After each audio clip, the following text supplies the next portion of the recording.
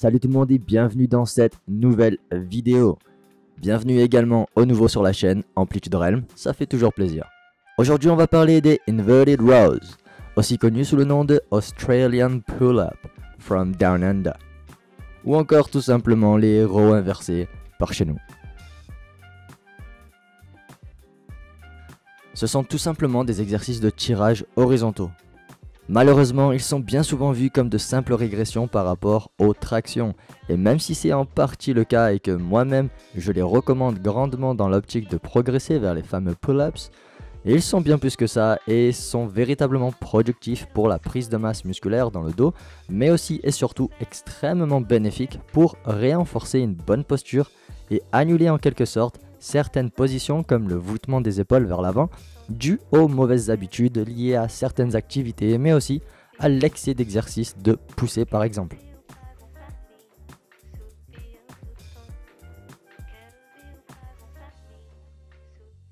Tout comme les tractions, les rows inversés sont des exercices polyarticulaires qui, en fonction du grip, différera légèrement l'activation des muscles, comme par exemple les biceps, le brachioradial, les pecs, etc. Je vous invite à aller voir la vidéo sur les tractions où j'en parle un petit peu plus en détail. Bref, quel que soit le grip, ils se concentrent tous deux principalement sur les muscles postérieurs du corps, ici notamment les muscles du dos. Par exemple, les grands dorsaux, les rhomboïdes, les trapèzes, les deltoïdes, entre autres.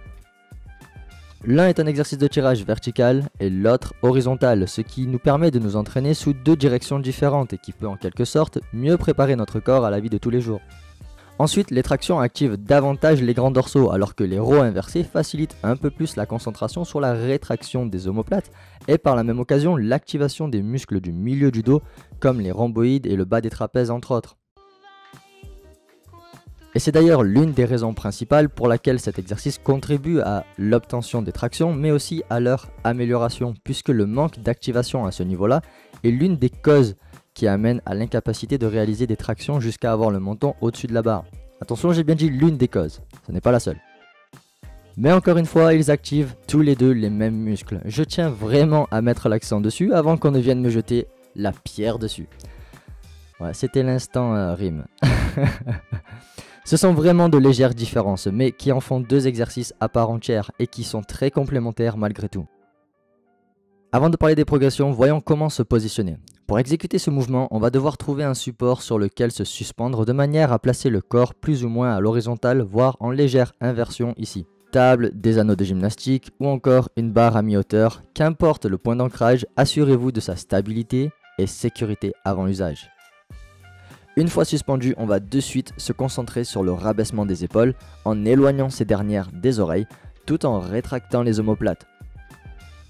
Ensuite, on contractera légèrement les fessiers et la sangle abdominale de façon à bien positionner le bassin tout en activant les quadriceps qui sont extenseurs de genoux et donc avoir les jambes bien droites. Il ne nous restera plus qu'à tirer le corps vers le support choisi. Avec cet exercice, il est important de maintenir la même tension musculaire tout au long du mouvement, en particulier la rétraction des omoplates, que ce soit en bas ou en haut, afin de bénéficier au mieux de cet exercice. On veut aussi éviter les mauvaises compensations sur le trajet, comme élever les épaules ou encore cambrer les lombaires. Enfin, on souhaitera éviter de se servir d'un quelconque élan pour faciliter le mouvement, qui nous priverait des vrais bénéfices qu'il apporte. Tout ce qui vient d'être mentionné ici s'applique évidemment lors des progressions que je vais vous montrer. Bien sûr, pour certains d'entre nous, cet exercice peut se montrer compliqué dû au placement du corps qui, vous l'aurez compris, devient plus difficile à mesure que l'on se retrouve parallèle au sol. Donc on cherchera à augmenter l'inclinaison progressivement. Et il va sans dire qu'il existe plusieurs progressions envisageables, mais dans un monde où je ne devrais pas faire de généralité puisqu'on est tous différents, je vous présente quand même 3 étapes qui fonctionnent dans la grande majorité des cas.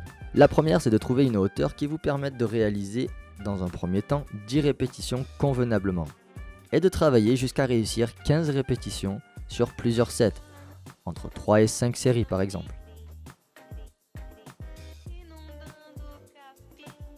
La deuxième étape, c'est de trouver une hauteur vous permettant d'avoir les épaules légèrement surélevées du sol lorsque les bras sont en pleine extension. Donc ça varie en fonction de la longueur de vos membres, mais environ le haut de cuisse. Entre cette étape et la précédente, la difficulté est nettement plus présente. Néanmoins, à ce stade, vous devriez être capable de réaliser entre 2 et 5 répétitions et vous travaillerez jusqu'à réaliser 10 répétitions sur plusieurs sets. Troisième étape, élevez les pieds à plus ou moins la même hauteur que le support dont vous vous servez pour vous suspendre. Ici, la même procédure s'applique. Vous travaillerez donc jusqu'à être capable de réaliser 10 reps sur plusieurs sets. En conclusion, qu'importe votre niveau, les rows inversés couplés avec un exercice de tirage vertical peuvent se montrer extrêmement bénéfiques en fonction de vos objectifs, que ce soit pour avoir un dos massif, améliorer ou obtenir vos premières tractions et gagner en force, ou encore et surtout maintenir des épaules en bonne santé. Il devrait faire ou avoir fait partie à un moment ou un autre de votre programme d'entraînement. Mais alors, est-ce que les rows inversés sont vraiment des exercices de régression? Laissez-moi savoir dans les commentaires ce que vous en pensez. Bien sûr, si le contenu vous a plu, pensez à lâcher un like pour supporter la chaîne, à vous abonner et à partager sans modération. PS.